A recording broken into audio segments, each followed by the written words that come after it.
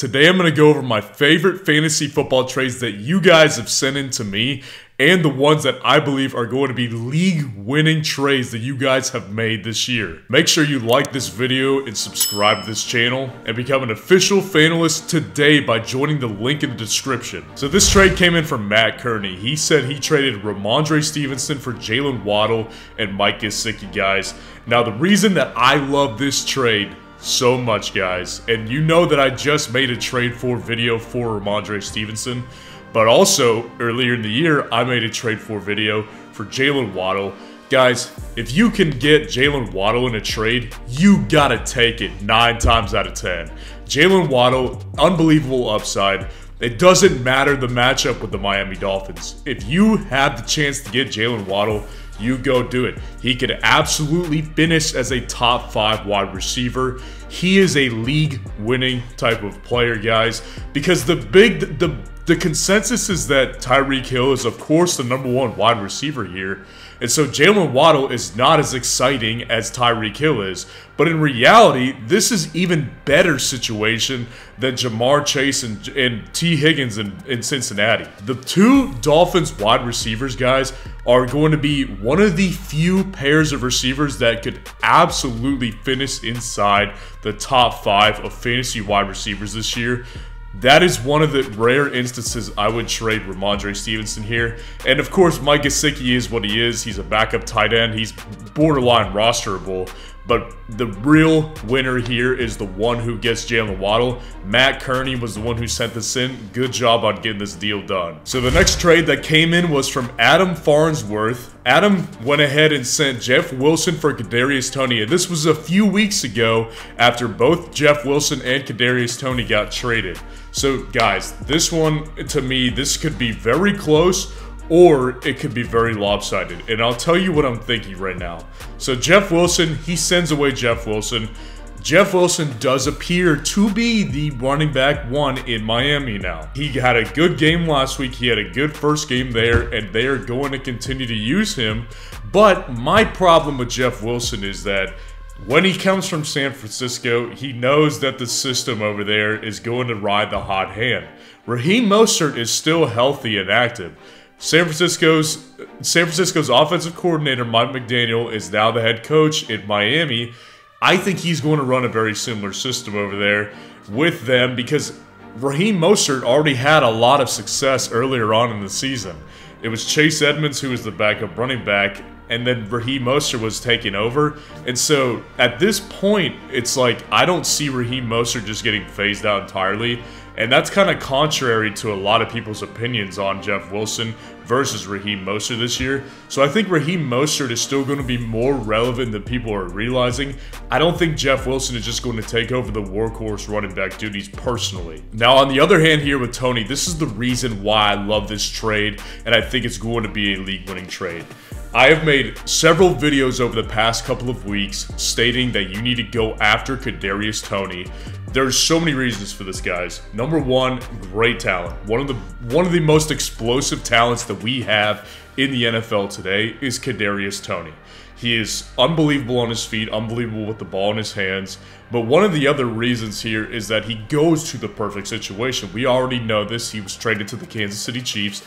Great system for him, great situation. There's a lot of things falling in his way right now. Mecole Hardman placed on the IR just a couple of days ago by the Chiefs. He will miss at least the next 4 games. Kadarius Tony, without Mecole Hardman, is going to be very involved.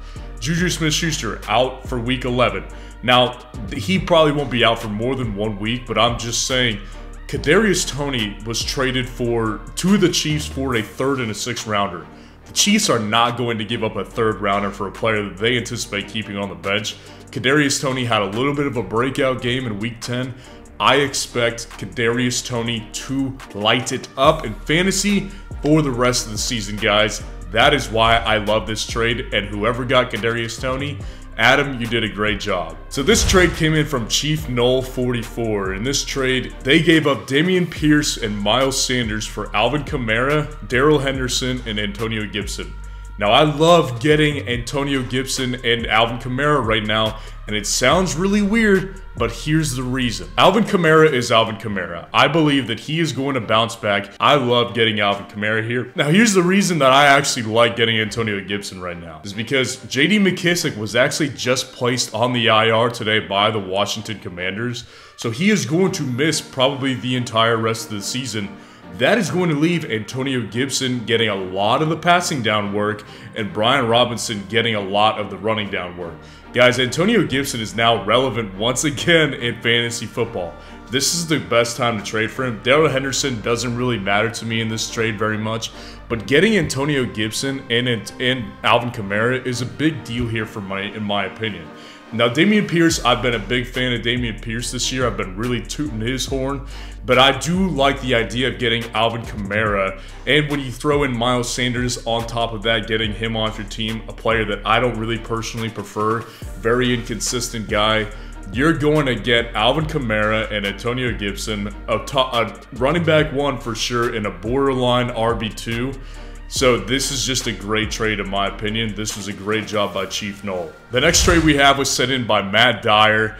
This one, he sent DJ Moore, Khalil Herbert, and Chase Claypool for Devante Adams, guys. This is trade mastery right here. You're getting rid of 3 guys who, before Khalil Herbert went down, were subpar fantasy players. DJ Moore, a couple big games here and there, mostly disappointing.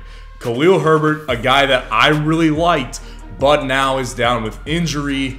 And Chase Claypool, a guy that I don't prefer in fantasy football. Selling him on the upside that he has when he went to the Bears for Devante Adams. And this was after Devante Adams' 2-point game during his flu game, guys.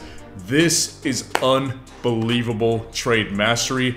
This one is going to be responsible for winning a league. Matt Dyer, if you're listening, I believe that you are going to win your fantasy league by making this trade right here.